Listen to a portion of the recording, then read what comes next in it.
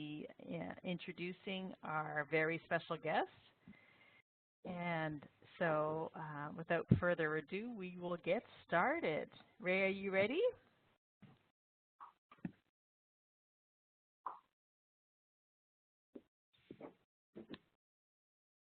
So my name is Margaret Mackenzie, and I am beyond excited to be sharing with you this wonderful presentation where Monica Bobbit will be sharing some of her lessons in resiliency called After the Doorbell.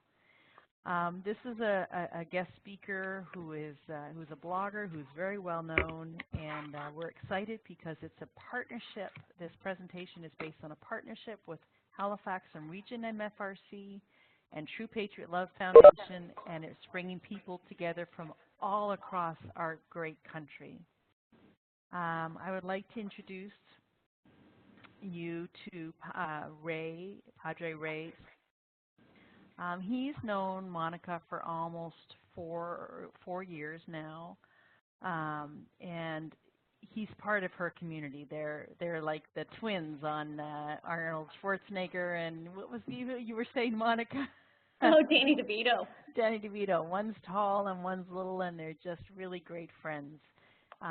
Ray is an Army chaplain with the Canadian Special Forces in Petawawa, and he is a marriage and family counselor for the last 25 years. He's writing a book on resiliency, and he's married with 3 beautiful children. 2 of them are currently serving military members, and the third is going to be joining shortly. So this is a person who really understands the life that we live as military families.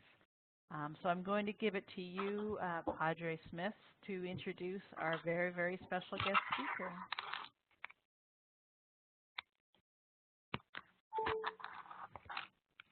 And I just unmuted you. There we go. Can you hear me There now? we go. That's better. All right. Thank you. I appreciate that. Well, this is a unique privilege for me to introduce Monica. I've had the privilege to do this a few times now. As was said, almost 4 years now that we've been friends, and our friendship was forged out of tragedy. That's what brought us together, and I have watched her grow like few people I've ever seen. And I will say this, after 25 years of marriage and family counseling and walking people through every imaginable crisis and tragedy, rarely have I ever witnessed someone embrace that tragedy so completely, surrender to its reality, and then surge forward just so quickly. She's an unusual little lady, little stick of dynamite, and I have watched her stand in front of 500 infantry door kickers, like tough, hard soldiers, and hold them in the palm of her hand. And she can say things because she is a part of our military family, but she doesn't wear the uniform. She can get away with saying stuff none of us in uniform can. And she says it very directly. And I have watched hard, battle-tested veterans stand in line to talk to her and hug her and stand there crying because she's like barely 5 feet tall. She's this tiny little thing. And they're looking up at these big, huge guys and just holding their arm while they talk and watched in front of all these other tough infantry dudes and just watch her speak into their heart. So you're in for a treat, and please just listen to her heart.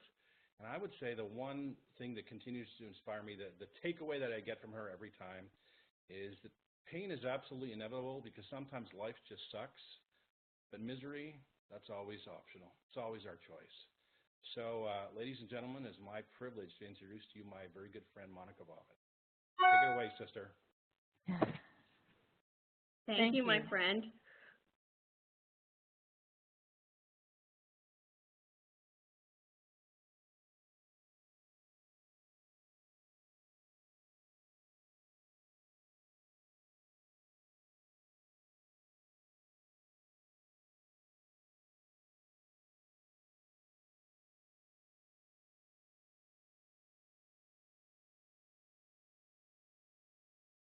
Hi, everyone. Can you hear me? We can hear you. Ray, one correction. I'm actually 5 foot 1 inch and a quarter. Thank you. Not barely 5 foot. Come on, that extra 1 1/4 inch counts, my friend. And sometimes I wear heels. So, all right, are we ready to start, Margaret? We are ready to start whenever you are ready. I am ready. Hi, everybody. I'm Monica, obviously. Thank you so much for being here virtually with me this evening. Before I start, I want to thank the Halifax MFRC, the True Patriot Love Foundation, and of course the lovely Margaret for inviting me to be here to speak to you all this evening. So, as Ray said, I've talked a lot. I'm kind of an expert at talking, but anyway, that's another subject.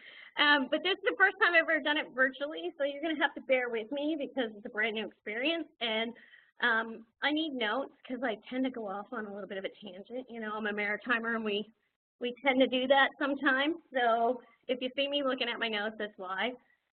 As Ray said, I've had the privilege of speaking several times over the last 2 years, and I'm always still slightly amazed and extremely humbled when I'm asked to speak and share my story, because I really had no idea when I first started this that it would resonate so much with so many people. And I really need to emphasize my story because I would never ever presume to speak for all military widows, because each of our stories is uniquely ours. We are the same, and yet we are all so different. When I was first widowed, I felt very much like I was expected to conform to the role of military widow. I was supposed to act and feel just like all other widows did.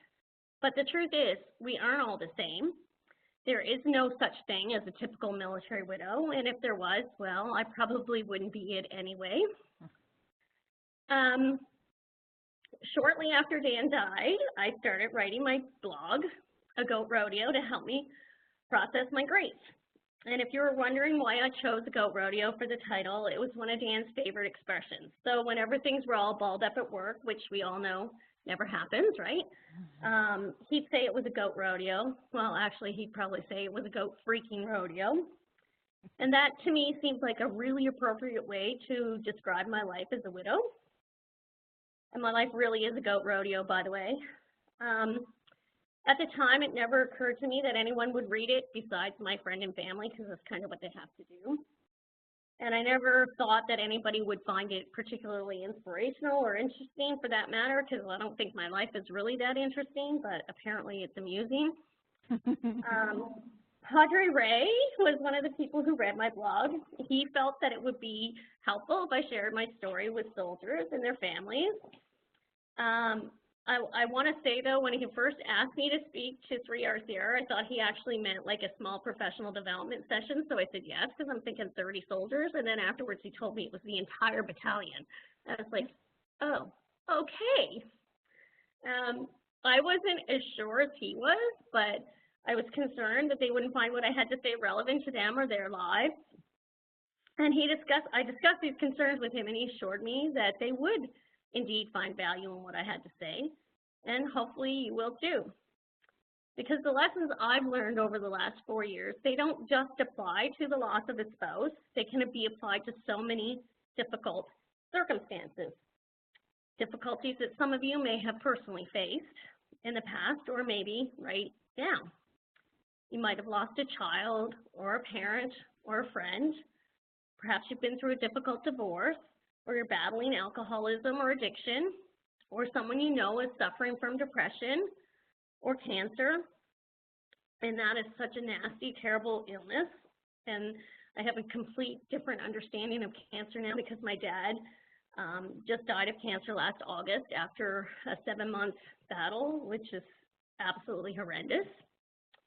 The reality is many of us have dealt with or are dealing with these issues and more every day, as are many of our soldiers and their families. We have far too many soldiers and their families who are broken and suffering and struggling.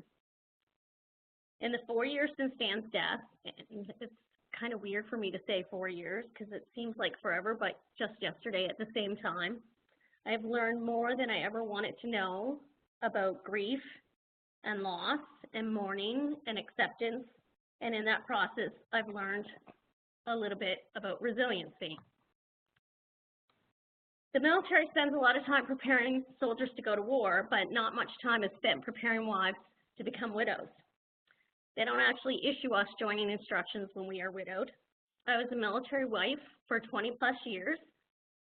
Dan had been on countless exercises, courses, IR, and 3 deployments, and yet I still had absolutely no idea what being a widow really entailed. I attended every pre-deployment brief.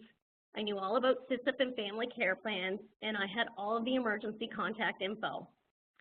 I knew that if something happened, a notification party would come to my door and I would be assigned a designated assistant. Well, I'm actually old enough, I was told I would get an assisting officer, but then, you know, the military changed the acronym. So I spent the entire time calling my DA, my AO, which was confusing to everybody, but, you know, whatever. In all of those pre-deployment briefs, ironically, even including one Dan held for his own regiment before they left for Wainwright, no one ever said to me, this is what's going to happen when you are widowed. While Dan was deployed to Afghanistan, a few years before that, I had briefly imagined the doorbell ringing, uniforms on the other side. I imagined what it would be like at his funeral. I imagined them passing me the folded flag from his casket. And then I would stop myself from going there and I would force myself to refocus. I never even thought about the real after, just the ceremonial after. I had absolutely no idea what really happened after the doorbell rang. I never thought about the business side of death, and there is a business side of death. Countless meetings, difficult decisions, a never-ending stack of paperwork, so much paperwork. And really, if you think the military likes paperwork when you're alive, it's like quadrupled when you're gone. I didn't know that 2 years later I'd still carry a copy of Dan's death certificate in my purse, just in case, or that I need my marriage certificate more after Dan died than I did when we were first married. And I didn't know about shock, or the numbing exhaustion, or about the memory loss. I never knew that I'd get into my car one day to go to the grocery store, but find myself in the drive-thru at Tim Hortons crying to get the words out to order the coffee that I didn't even want. I didn't know what widow's weight loss was, and it is a thing. I lost about 30 pounds in the first month.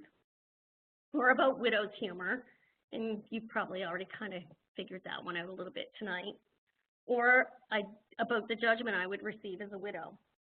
In all the information I was given over the years, there was absolutely nothing to tell me what to expect when the doorbell rang.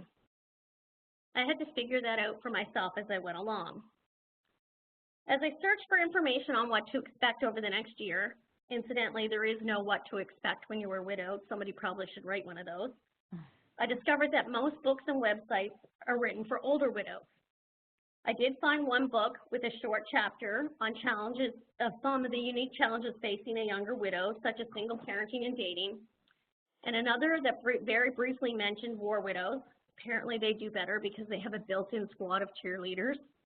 I didn't really have a built-in squad of military widows I hung out with at the time, but support from women who have experienced a similar loss is very important, and that support I didn't have.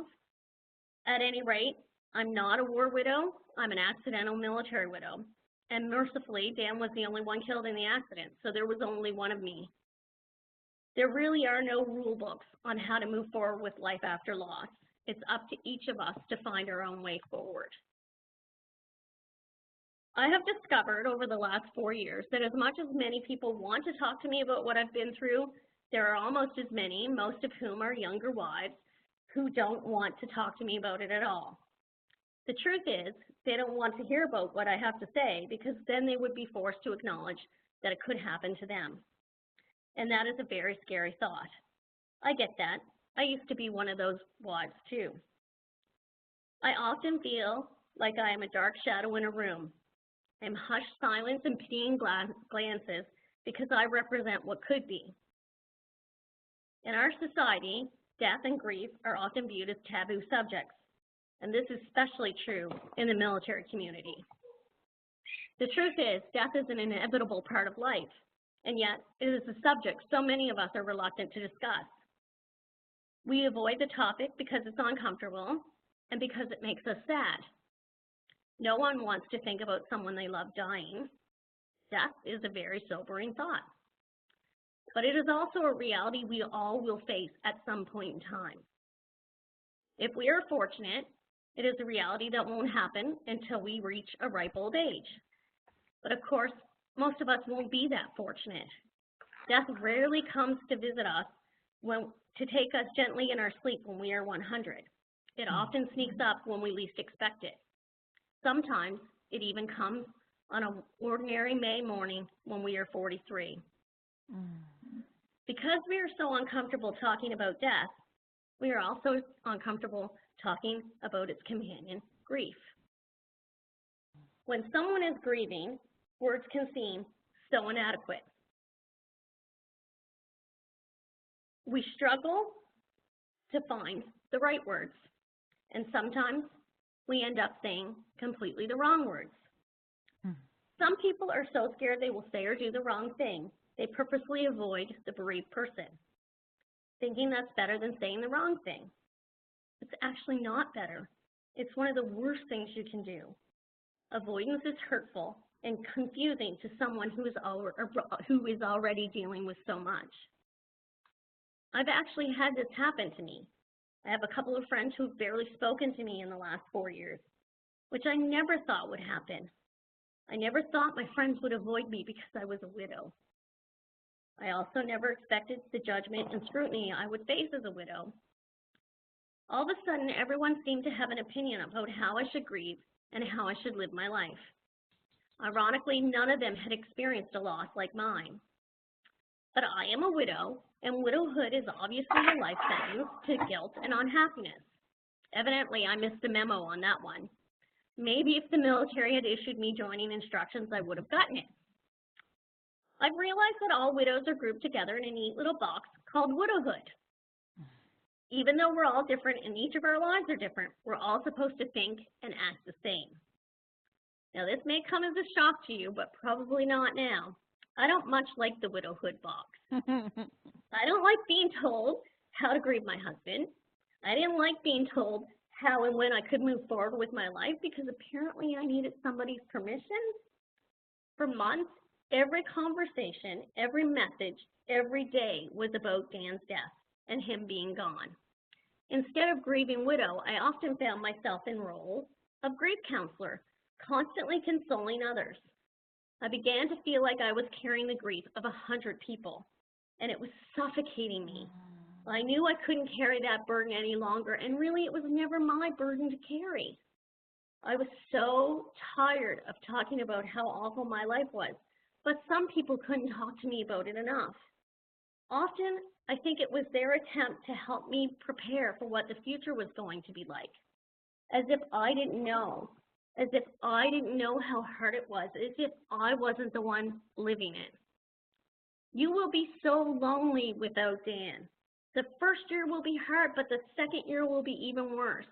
You'll be sad and miserable for years. You'll never be as happy as you were when Dan was alive. You must be happy another day is over so you can cross it off the calendar. Yes, that is exactly the legacy I want to leave my children. A stack of 45 calendars where I marked off every excruciating day with a black Sharpie. Are you kidding me? I didn't want to be in that dark place any longer. It was time for me to start building a new life for me and for my children. But that was when the backlash really started because it was too soon. And I love these arbitrary timelines people assign to grief and moving forward. Too soon for me to be tired about talking about how miserable I was. Too soon for me to want to move forward with my life. So I actually knew a little bit about grieving before Dan died. I'd studied in a university. I have a degree in psychology, but studying grief and living grief are two totally different things. So I knew about the 5 stages of grief, and you guys have probably raised your hand. You've probably all heard about them too. Anger, denial, anger, bargaining, depression, and acceptance. Fortunately for me, I knew that the 5 stages of grief are a myth. Not every person will experience those 5 stages, and if they do, they might not go through them in any particular order.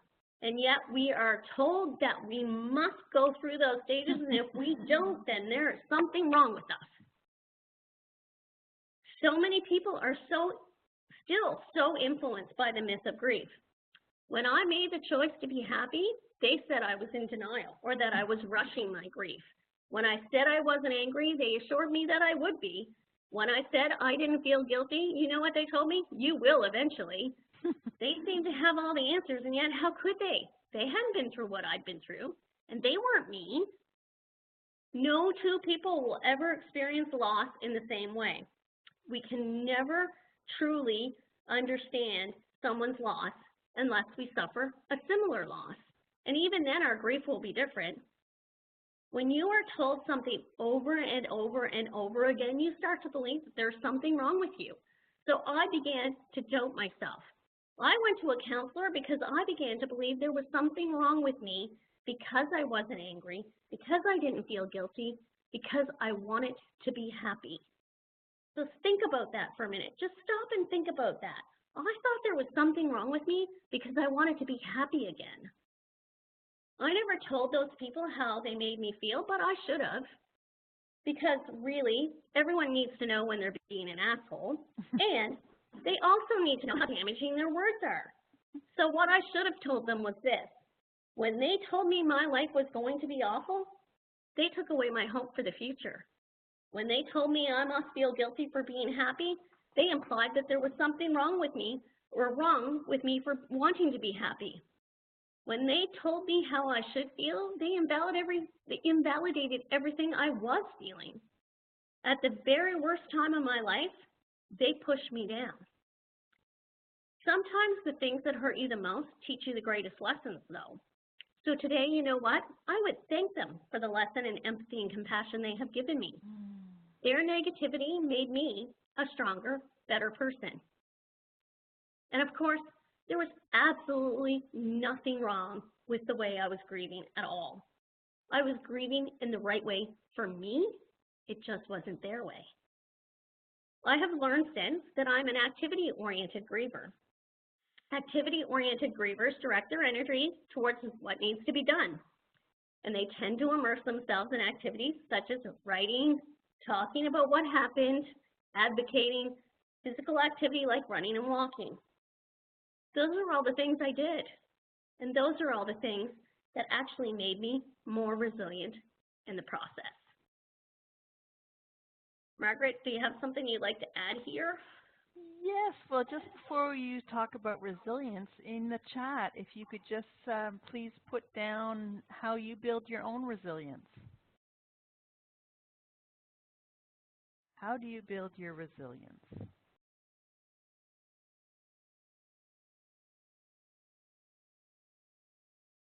The chat is on the right-hand side of your screen.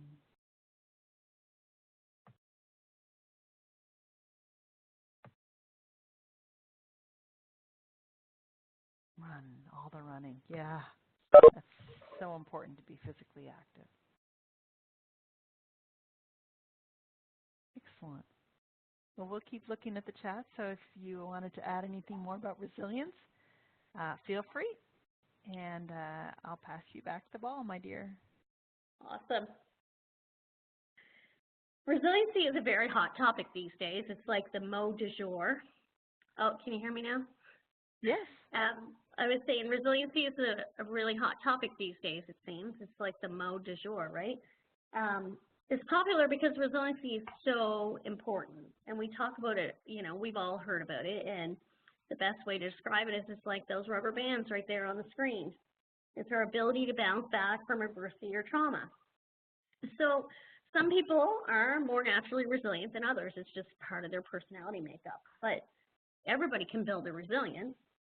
In fact, being resilient is an ongoing process, and it takes a lot of time and effort. So I always feel like I need to say this because I think sometimes people think that being resilient means that you never have a hard day or a hard time, and that's not true. It doesn't mean that you don't experience sadness or stress. Becoming resilient actually means, it actually involves going through a lot of emotional distress. And often as we go through that distress, we likely don't even realize we're becoming more resilient in the process. I know I certainly didn't. As I was grieving Dan's death, I never thought to myself, Monica, you are building your resilience. I was just doing what I had to do and what felt right for me. And when people remark to me how resilient I am, I have to remind them that this didn't just happen overnight. It was a lot of work, and it was a lot of tears that brought me to where I am today. So these tools on the screen are the ones that I believe had the biggest impact on my resilience and me being able to bounce back and move forward with my life. So acceptance, positive attitude, gratitude, and I think positive attitude and gratitude, they go hand in hand. Physical activity, self-care, sense of purpose, social support. Acceptance is necessary in order to move forward. And as a wise padre pointed out to me a few months after Dan died, acceptance catapults us forward. Being willing to accept that someone we love has died doesn't mean we're skipping the grieving process or that we are minimizing the significance of what happened or how we are feeling about it. It simply means we are willing to acknowledge what is without resisting or denying it. So my life changed I can't say that word tonight, irrevocably 4 years ago on a warm May afternoon. It was just a regular, ordinary day. So I'm going to tell you, I got up and I went for a walk, and I sent Dan a text at about 9 o'clock Petawawa time. Do you know what it said? The eve trough is up. Nothing profound or meaningful, not words of love, because I didn't know that would be the last thing I ever said to him. And I don't know if he ever read it, because he didn't have a read receipt on his BlackBerry, so I don't know. I never will know. I wasn't holding my breath in scared anticipation on that day, because he wasn't deployed after all. He was only on an exercise. In fact, those were my very first words after they told me, "What are you talking about? He's only on an exercise." When I said goodbye to him before he left, it didn't even enter my mind to think I would never see him alive again. Without warning, a 25-year relationship was over. I had gone from wife to widow, co-parent to single parent. I was left to navigate the worst crisis of my life by myself without the one person I needed the most. As I stood in my window that fateful afternoon, mentally preparing for what I was going to tell our children, I knew that this was not the end of my life. It couldn't be. Our kids needed their mom. I couldn't let Dan's death take me away from them as well. And so I did what I had to do. I accepted that Dan was gone and that nothing would ever bring him back. I had to accept the unacceptable in order to move forward with my life. Accepting Dan's death doesn't mean I've forgotten him. I'll never ever forget him. He is a pretty unforgettable guy. I had to let go of what should have been, the life I thought I should have had, and accept the life I have right now is the life I'm meant to have. And this is the one I've struggled with the most, and I probably will struggle with it the most. It means that I have to accept that there will always be people who truly never understand my choices, and that's okay. They don't have to, because it's not their life, it's mine.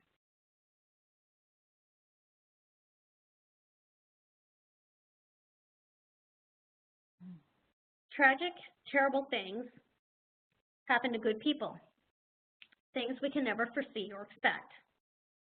But even in the face of tragedy, we still have choice. We don't always get to choose what happens to us, but we absolutely have a choice in how we respond to it. We can let it make us bitter, or we can become better. And I have chosen better. But better didn't just happen overnight, or in 1 month, or in 1 year even. Better, I've come to learn, is an ongoing process. As I watched our kids walking into our driveway that fateful afternoon, knowing that I was about to break their hearts, I also knew that it was up to me to help them put those hearts back together again. Telling them that their dad, who they loved so much, had died was without a doubt the worst moment of my life, and it's indelibly etched on my heart. I knew that my actions would very much influence them. If I was negative, angry, and bitter, they were going to be negative, angry, and bitter, and that's the last thing I wanted for them. Dan trusted me to make sure they had good, happy lives, and I was damned if I was going to break that promise to him. I own my happiness, me. It's my responsibility. Nobody else can ever make me happy, only I can do that. This may not be the life I had planned, but it's my life, and it's up to me to make it a good one. Happiness doesn't just knock on our door and ask to come in. It's a choice we make, and we have to work on it every single day. We can choose to be miserable, or we can choose to be happy. And being miserable is not who I am. My kids needed me to be happy. I needed me to be happy. So I chose to be. Instead of focusing on all that I had lost, I focused on what I still had. 3 beautiful children, a loving family, and supportive friends. But just because I'm happy, that doesn't mean I'm not still occasionally sad. Happiness and sadness are in fact not mutually exclusive. I know because I feel them both at the same time. I will always be sad Dan is gone, but it doesn't mean I can't have a good, and yes, happy life. Margaret, would you like to say something here? So yeah, in the chat activity, we're going to be talking about gratefulness, and just share with us what makes you grateful. What are you grateful for?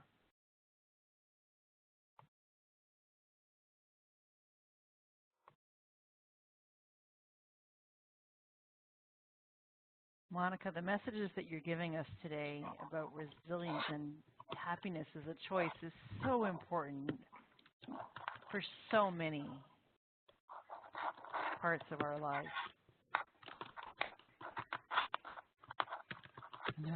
Kara, strong woman, willing to share their stories. Absolutely. So Margaret, I can't actually see the people chatting. So if you click on the chat bar, yeah, on the right-hand side. Oh, now I can see it. Now you can see it. Good. Yes. Great. Thankful for great friends to lean on. I'm grateful for the relationships I've had with people, whether they're still in my life or not now. Oh, that's lovely. Julie, your blossoms on the trees, having well-grounded kids who love to help the community, my husband, my parents, and life. So much to be thankful for. Do you see that now, Monica? I do see it now, yes. Boy, just hearing all of that gratefulness brings warmth to my heart. Absolutely. Back to you, my dear.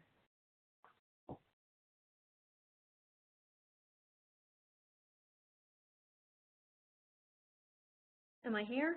You are here. I can't see myself anymore. So you click on participant now. I did. Oh, here I am. Yeah. Sorry, guys, I'm a newbie at this. No, that's great. Last year, and I told you I can't make this stuff up that people say to me. Honestly, last year someone told me that I should be feeling very miserable, and if that wasn't enough, they proceeded to list the reason why I should feel so miserable. And I can tell you, it is not a short list. And she's right. If I chose to focus solely on the items on that list, I would be feeling pretty miserable. I'm not sure I'd be able to get out of bed, actually. But you know what? I don't feel miserable because I don't view my life as a laundry list of miseries. I don't focus on all the things wrong in my life. I focus on all the things right with my life. The truth is, I have far more to be grateful for than I ever do to complain about. So that is what I choose to focus on. After Dan died, I started a gratitude list. Every day, I would write down 3 things I was grateful for that day. And every day I would start with this: you are still here. So many people do not have that privilege. If I was having a particularly hard day or going through a rough patch, I would force myself to write down 10 things.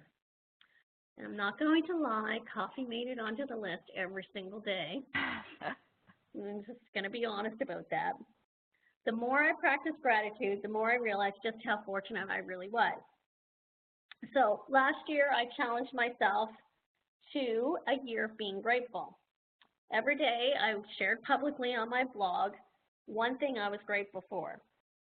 So the reason I did that is just before New Year's, on New Year's Eve, my brother sent me a text and told me that my dad had had an x-ray and they discovered a mass in his lung.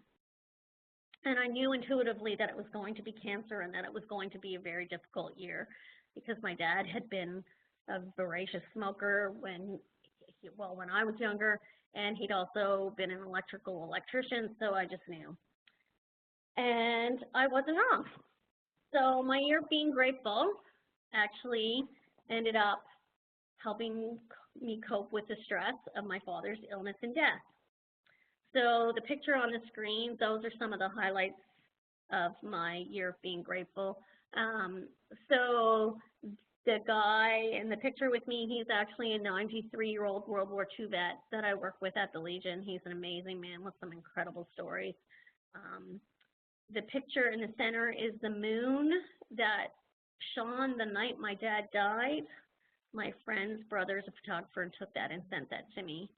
And one of my particular favorites is the rose right below it because that rose was blooming at the end of October. It was the only rose left on the bush at the end of October. How resilient is that? I still practice gratitude every single day. Every morning when I'm out for a walk, I take the time to think about all the things I'm grateful for.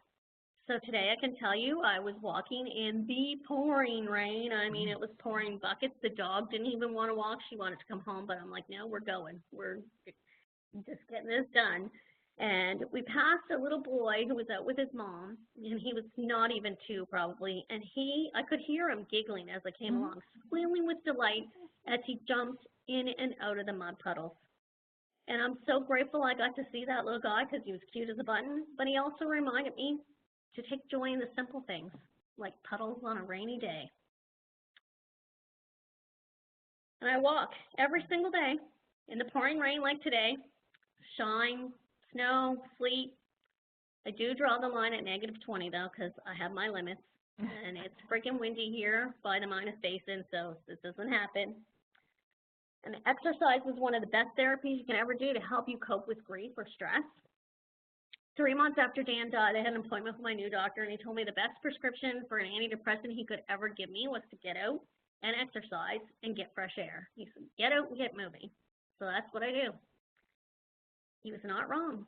I started walking every single day, and then I started walking longer, and I lost more weight, and I started to exercise regularly, and I started running, and I started weight training, and guess what? Here's a shocking piece of info. It actually helps me cope with stress. Who knew that? Not me all those years.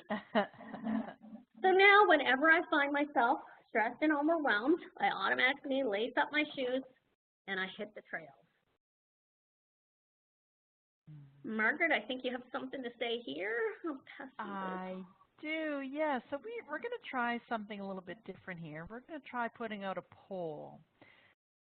Because it's really important to look after ourselves, and self-care is sometimes as we don't always think about looking after ourselves, especially as caregivers. So I'm going to open a poll here, and what does self-care look like to you? It's on the right-hand side of your participant panel. You'll see a poll that comes up. What does self-care look like to you?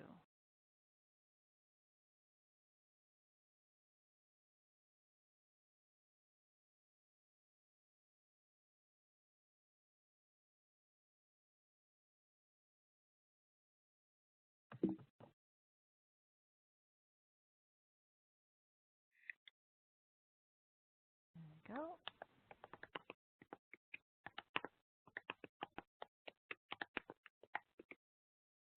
6 out of 11.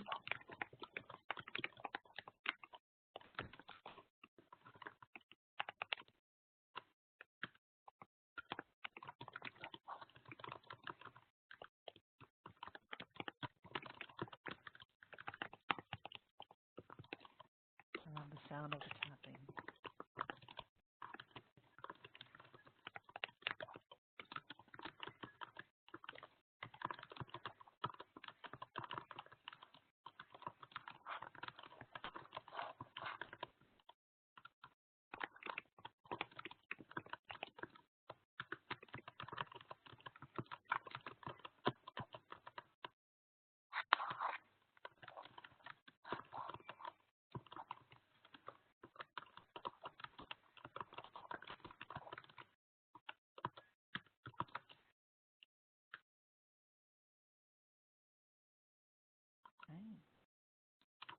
Give me a green check when you finish done doing the poll.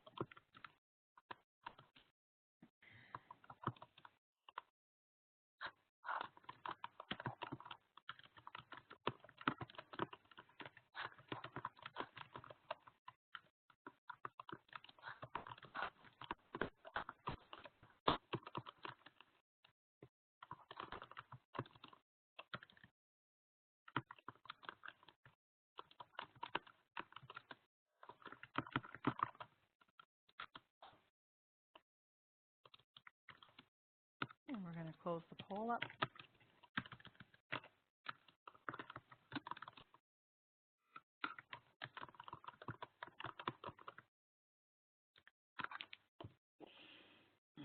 In 15 seconds, it will be closed, and then we'll show the results.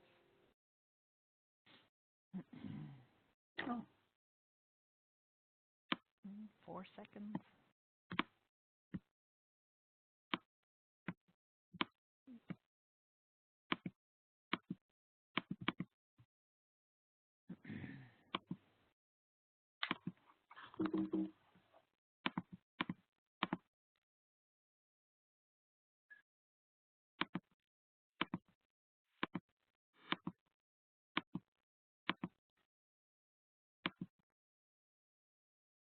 All right. Thank you. I'll tally the poll and get back to you. Over to you, Monica. In order to be the best mom I can be for my kids, I knew I needed to take care of myself because I'm the only parent they have left. So I have to make sure I'm here for as long as possible. Oh, can you hear me? We can hear you. Okay. I made my mental and physical health a priority. I stopped carrying everyone else's grief, and I learned how to say no. Practicing self-care is not selfish. As a wise padre also once said to me, when I take care of myself, I have more to give to others. I had to learn how to set boundaries and to know my limits. Practicing self-care also means knowing when to stand on your own 2 feet, knowing when to lean on others, and also knowing when to ask for help. Asking for help is not a sign of weakness. I went to a counselor because I knew I needed guidance, and I reached out to her when I stumbled, and make no mistakes, I stumbled lots. Self-care is also treating yourself with compassion and giving yourself emotional permission, not just to say no, but to say yes, to succeed, to fail, to be happy, and to be sad sometimes. And most importantly, giving yourself permission to be yourself. I know I don't have all the answers. God knows I'm good, but I'm not that good. I've never been a widow before. I've never been an only parent before. I've never really even had to date before. And well, you know what? You don't know what you don't know. Often I don't know what I'm supposed to say or do, and sometimes I do end up saying or doing the wrong things. But you know what? I've learned that that's okay, that I make mistakes. We all make mistakes. And it's okay that I don't have all the answers. I'm not supposed to have all the answers. No one does. Being widowed forced me into a midlife crisis. Well, not just a midlife crisis, a life crisis. When Dan died, my whole life was turned upside down. I had no idea who I was or what I wanted to do with the rest of my life. Military widowhood is kind of like forced early retirement. Most people have years to plan for their retirement with their partner, but when you are widowed, you are forced to make those decisions completely on your own and within 2 years if you want to have your move paid for by the military. The problem was I had no idea where the heck I wanted to live for the rest of my life because I hadn't really started to think about it. And of course, you're advised not to make any big decisions in the first year after your spouse dies, but I really had no choice because I had 3 children. One was going off to university, the other one was entering grade 11, and the other one was just getting ready to start high school in grade 9. So what do? Do you stay in Petawawa and let the middle child finish high school and do 11 and 12 and then move, so then the youngest one has to move in the middle of high school for grades 11 and 12, or do you move now and at least have one kid who's actually able to complete all 4 years in the same high school? It's not an easy answer to that question, is there? So Fortunately, my kids were older, so we sat down and we made the decision together, and we decided that I would move home to Nova Scotia to be closer to family. I knew that making a transition to a civilian community after living in almost all my adult life in a military community would not be easy.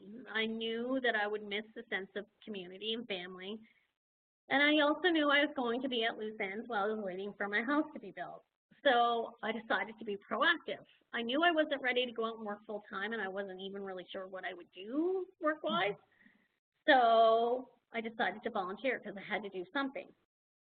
And I thought about where I was going to volunteer, and so I decided to volunteer at the local Legion. Volunteering at the Legion enabled me to give back and to still be an active member of a military community of sorts. And I'll tell you the truth, because this is actually, and this is the honest God's truth, this is how this happened. I went in to buy a wreath and to volunteer and to help out in the kitchen, and a half an hour later, I walked out as their new secretary. I'm still not sure how that happened, except for I will say this, old gaffers can be very, very persuasive. From the moment I first walked through the door of the branch, all of the members have treated me like family. And I know there are a lot of questions about the relevance of the Legion to today's veterans, and you know what, they're not all wrong. I've spent enough time in the organization now to know that it's a goat rodeo. But you know what, as far as I'm concerned, as long as there's one veteran or his family left at the Legion, then it's absolutely worth my time. And if I won't give them the time, who will? Time is such a valuable commodity to a population that is predominantly elderly, isn't it? 40 years from now, when my people will be those elderly veterans, I hope the Legion will still be there for them. So my little branch of only 60 members, most of whom are over the age of 75, still has 6 World War II vets. So I go to the Legion for them. For so many of them, the Legion is all they have left because most of their family's gone. I have learned so much about life and regret and service and selflessness from them.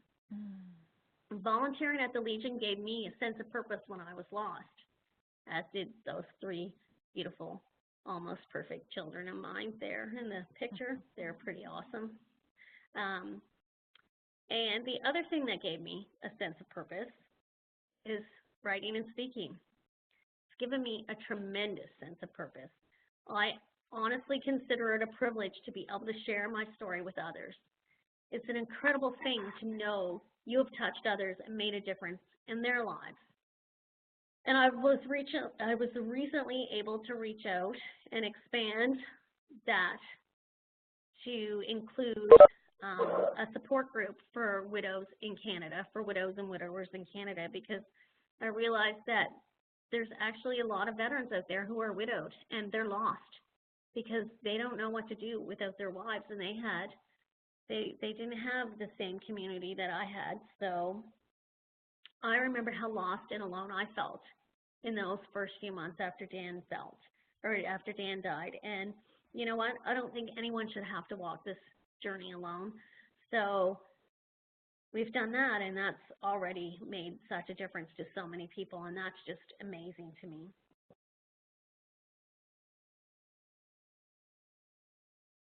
And Margaret. Yeah, so you don't have to pass me the ball for this one, Monica. That's great. So, we're going to be talking in this section about your tribe. Who's your tribe? Who's your community? Who's your network? Who makes you, who helps you? Who is the person you go to or the group you go to? So in the chat, just share who is your tribe. Are you able to see the chat, Monica? I am. Great. It's so important in resiliency that we're not alone. We have to have a group of people that we need to lean on. Because as human beings, we need that.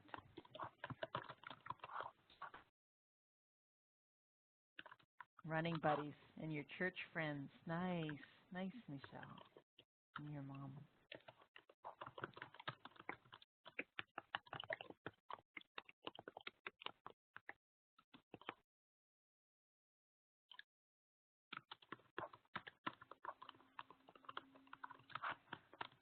childhood friends, Julie. You still have your childhood friends?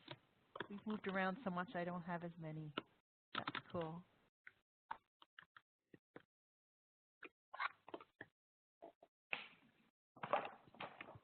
Wonderful. I'll keep monitoring the chat. Go ahead, Monica. Thank you. Actually, I will tell you that I just read a recent study that said one of the most important factors for resiliency is friends. So there you go. I'm really incredibly fortunate. I think I have more friends than one person should possibly be allowed to have, but that's okay. I'm keeping them all. So I'm okay with that. I've been incredibly fortunate to have amazing support over the last 4 years, and I will tell you the support I received and continue to receive from my artillery family especially, and indeed our military community, has been nothing short of remarkable. I would not be in the place I am today if it weren't for that support. And within the artillery, from gunner to general, they made in tragic time so much more bearable. And it's an amazing thing to know you have an entire regiment standing beside you. So in the hours after Dan's death, my military family rallied around me and our children. They were the glue that held me together in those excruciating days that followed. And I don't know how I would have managed it all without them. While I was picking out caskets and urns, they were feeding my children and doing my laundry. When the media hounded my house, they chased them away. They made sure I ate and tried to rest. They cooked and cleaned and answered 1,000 phone calls. But most importantly, they were just there. They cried with me, and they laughed with me, and they held me up when I no longer had the strength to stand on my own. And that support didn't end after I moved to Nova Scotia, didn't end after the first few weeks or months. They have been with me every step of the way during the last 4 years, even now. No matter how busy their own lives are, they always make time for me, and we still see each other on a regular basis. And I've actually become quite greedy of my time with them because I'm acutely aware that we might not get the chance to meet again, so I grab any chance I can to spend time with them. A hastily shared coffee and passing an evening or a day, every moment together is a gift that I will never, ever take for granted. So these people, my treasured friends, for the most part, wear the artillery cap badge or are married to somebody who does wear the artillery cap badge because it's such a tight-knit community. And, you know, we were together, most of us, from the get-go 25 years ago. I hate to say that because it makes me seem really old, but I guess I really am old. But anyway, those relationships are relationships that existed long before Dan died. They span, like I said, over 20 years. They started over drinks at regimental functions, coffees and playgroups, backyard barbecues, family days. From the early days of our very first posting in Gagetown 25 years ago, I told you I was old. And actually, I spoke at International Women's Day in Borden, and one of the women there was my very first next-door neighbor from Gagetown in 1993. Yeah, I know, crazy. Dan and I were both active members of our community and of the regiment. Even now, I'm still very much a part of the family. I'm actually going to Petawawa in a few weeks for the regimental ball. And you know what? I work to maintain those connections. I put into those relationships every single day because I believe you get what you give. We support each other. So just as they have supported me, I support them. And the beauty of military friendships, as we all know, is we can go weeks or months or sometimes even years without seeing each other. But once we're together again, it's like we were never apart. So this is me, literally, 4 years later. 4 years ago, I was a 43-year-old, unemployed, widowed mother of 3 teenage children. I had no idea how I was going to support those kids, where we were going to live, what I was going to do with my life. And I certainly had no idea that 4 years later I would be sharing my story with anybody, or that I would actually be sitting here on my computer talking to you across the country in Alabama and Germany. That's crazy, right? It just shows you that you never know where life is going to take you. I can tell you that the weight of the uncertainties in those first few days almost crushed me. And I say almost because I didn't let them. Because as I lay there in the darkness under the pile of the broken pieces in my life, I realized that no one was going to come save me, no one could rescue me, and nobody else could fix my life, except for me. I needed to get up, and I had to become my own hero. And so that's what I did. I got up, and I rebuilt my life piece by painstaking piece. So here I am now, 4 years later. I'm emotionally and physically healthier and fitter than I have ever been in my life, which is really ironic when you think about it. But it happened because I decided I was worth it, and I really am so worth it. And because I did the necessary hard work. No one else did it for me. I did it all. I've come a hell of a long way in the last 4 years, farther than I ever thought possible. And you know what? I'm not ashamed to admit that I am very proud of the woman I have become, because I worked so hard to become her. I am a mother and a daughter and a sister and a friend. Yes, I'm a military widow. And I'm a writer, and I'm a student, and I'm a speaker, and I'm an advocate. I am all of those things and so much more. But most importantly, I am who I have chosen to become, not who the world told me to be. Thanks. Wow. Oh my goodness, fantastic. What a story. You're so inspirational. Thanks, Margaret.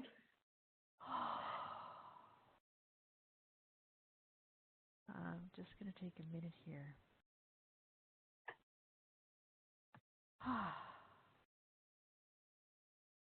Well, we wanted to bring you some flowers, Monica. Oh, they're beautiful. Yes, some virtual flowers. So your story, the way you speak is just beautiful, and it really reminds us that we have to give back to our community, and we have to make the difference. Wow. We certainly do. And I have to say, it's very odd talking to my computer and not to real life people. So Yeah. I feel a little awkward. I'm used to like moving around and gesturing and asking people lots of questions. So it's kind of a different experience for me tonight, but it's awesome. So I'd like to open the floor up to questions. Absolutely. Questions or comments. I don't promise I have the answers, but or thoughts. So yeah, what are your thoughts from today?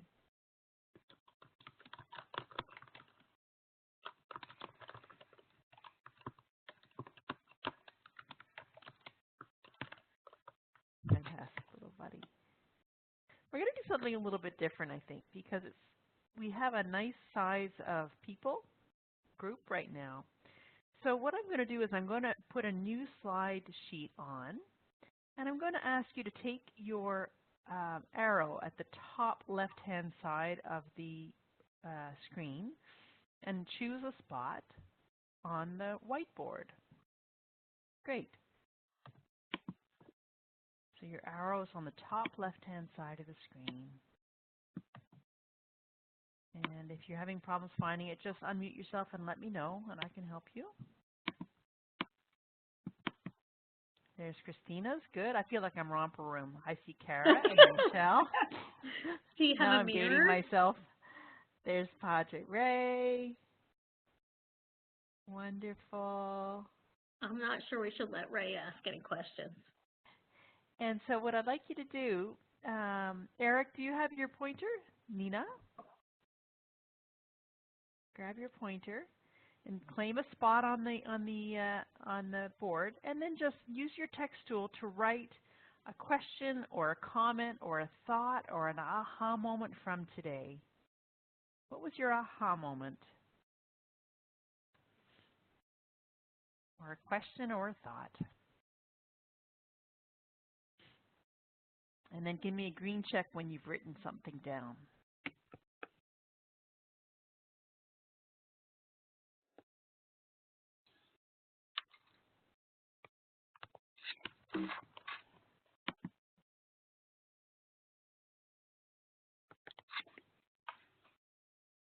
Hi, Carol.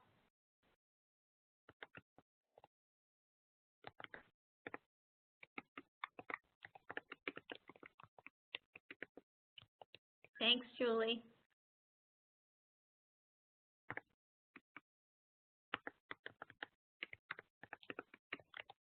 When you're using the text tool, it's important to click away when you finish writing so I can see what you've written.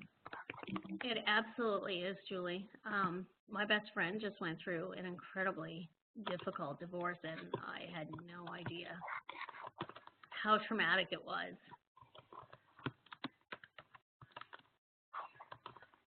Loss, right? Mm-hmm. Oh, absolutely. The loss of a relationship. Forms.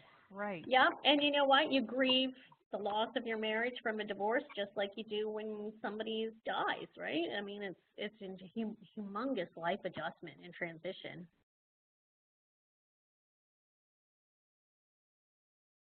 Nina. Yes, Nina, it's true. And you know what? I have a really hard time asking people to help me. I feel like I never want it to become needy or dependent on other people. And it took a little bit of work for me to realize that, you know, sometimes being strong means you have to ask for help because I'm only one person and I can't do it all. And yes, Kara, absolutely, we always have choice no matter what. And Viktor Frankl, who was a prisoner during World War II in Auschwitz, he wrote a book, and one of my favorite quotes from that book is, "The last thing that can be taken away from a person is their freedom to choose how they look at their circumstances." And I think we all need to remember that sometimes, that we don't have to be defined by what happens to us. We get to choose how we are and how we view life ourselves, right? Thanks, Michelle. Yes, you're absolutely right. It can change in the blink of an eye for anybody. I mean, you know, accidents happen all the time. Driving down Highway 17 from Petawawa to Ottawa, how many times has it happened, right? I mean, it just, you know, look at what happened in Toronto 2 days ago. I mean, that's just unbelievable. Those people were just, you know, on their way for lunch or on their way home to the subway. I mean, and then just in an instant.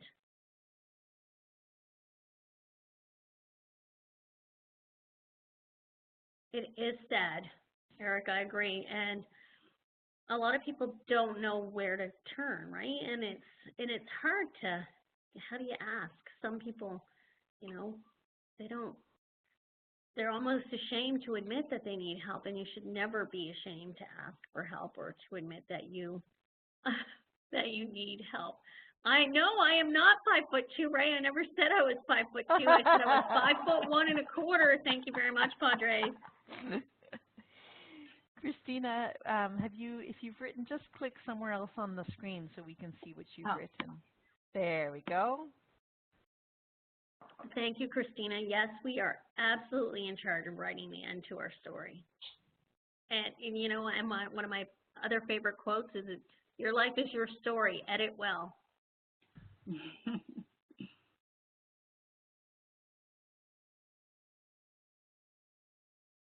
Lisa Pike on the chat as well is saying powerful and wise words. Thank you for sharing your wisdom, Monica, she says. Thank you, Lisa. Yes, it is so important to build a tribe, really. You know, it was interesting because a couple of years ago I went to Gagetown for the rollout of the new CAPES program, which is their resiliency program. And they were showing some of the big heads, you know, the PhDs and the doctors they were sharing the scientific research that they had done. And they had polled a bunch of soldiers and asked them, you know, who they thought would be important factors in resilience, in support if something happened to them, for them or their families. And do you know that they actually, most of them didn't even include their military community? And I was having just, you know, it was only 2 years in, and I was just shocked that they didn't, that they totally underestimated the importance of this community. You know, family's a wonderful thing, and I have a great family, but the problem with my family is they've never been in the military, so they don't get to, they don't get what this life is, and that's a big part of the puzzle, right? It's you know, it's not quite the same as is, you know, like for me, when I moved here to Nova Scotia, I left my military community to the civilian community. You know, I have the same kind of support that I had in the military, and they don't get the moving around and that need, you know, you get that itch to move every 2 years. And so I was actually really shocked that they didn't think that the military community would be an important factor in their resilience. Ray, my favorite authors, you know, I'm a big fan of Brene Brown, as you know. Geez, I'm trying to think. I've been reading textbooks for the last few months, so I haven't really read. The last book I read was Braving the Wilderness by Brene Brown, and if you haven't read it, then you really should. It's such an amazing book to read. How do you spell Brene? It's B-R, I don't even know how to say it right. It's B-R-E-N-E, I think.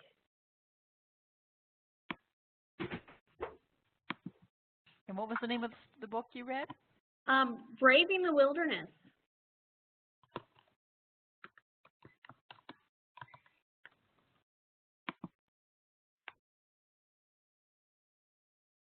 And I would also highly recommend, if you haven't read it, Option B by Sheryl Sandberg, who's from Facebook.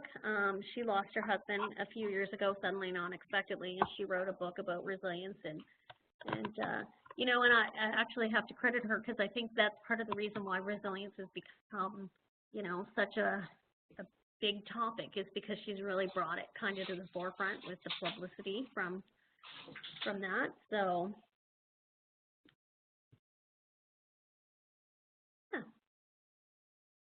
Is there anybody else that would like to share? Carol or Jody? I see you didn't use your arrows. Did you want to unmute and share, or you're good?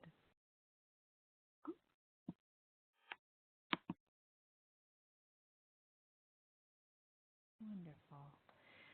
Okay. Well, this has been look at all the great feedback.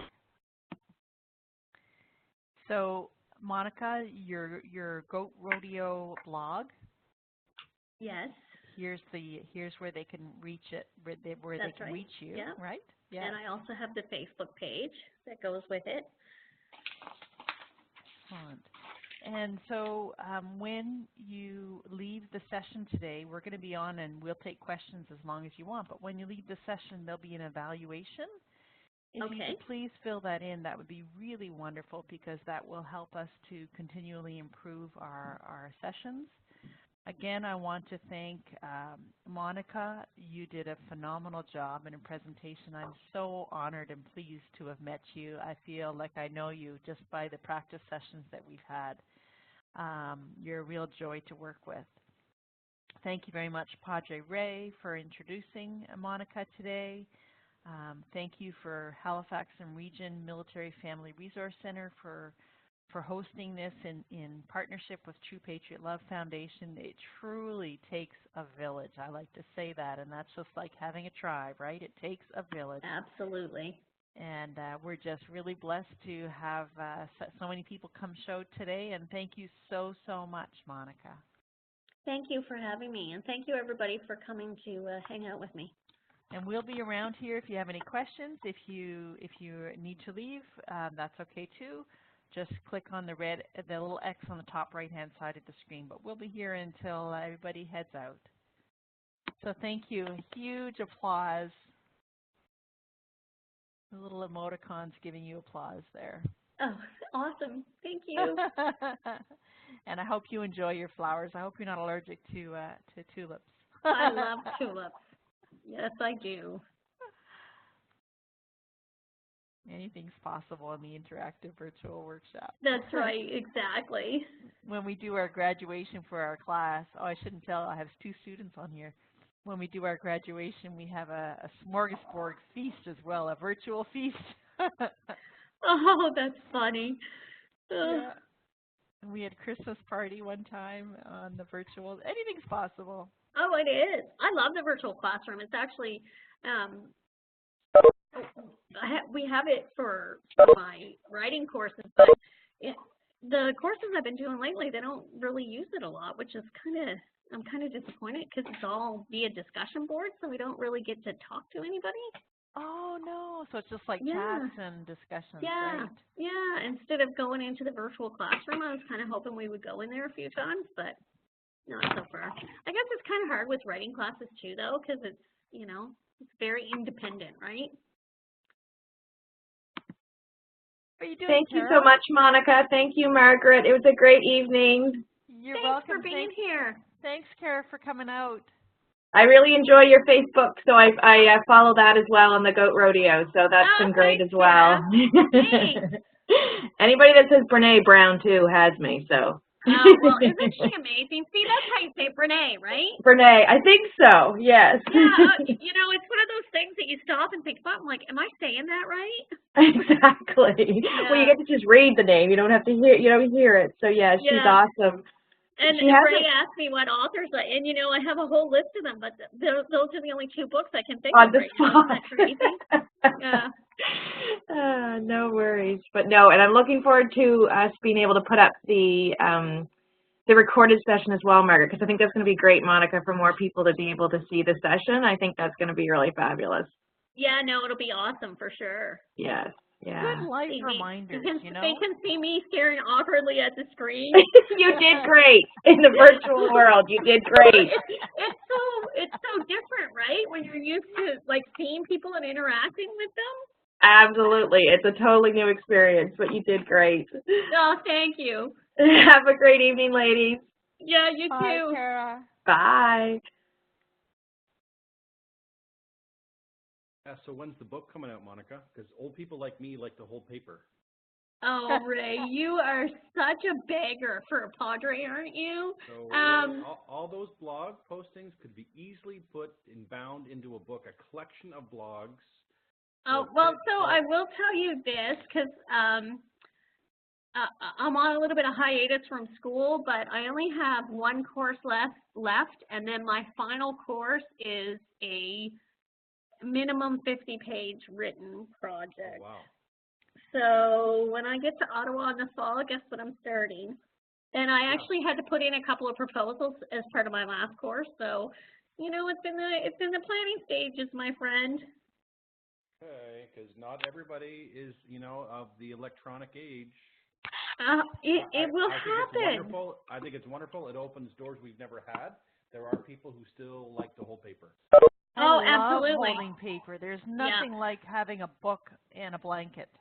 You know what? I have an e-reader, and I hardly ever use it because I prefer real books. Yeah, I love the smell of a book. Yep, and the paper smell. And just how it feels in your hands, right? Yep. So, yeah, so don't worry. And you know, Ray, that means you're a glutton for punishment, right? Because, you know, that means I'm going to be calling on you a lot while I'm in the process of writing this project, right? I am, buddy. All right. I remember you said that. It's all, you know, oh, is it still recording? Excellent. Yeah, that's right. We have proof. I have witnesses, Ray. Oh, wait a second. I thought we weren't recording anymore. Oh, apparently we are. We're I can see stopping the the little red. recording now.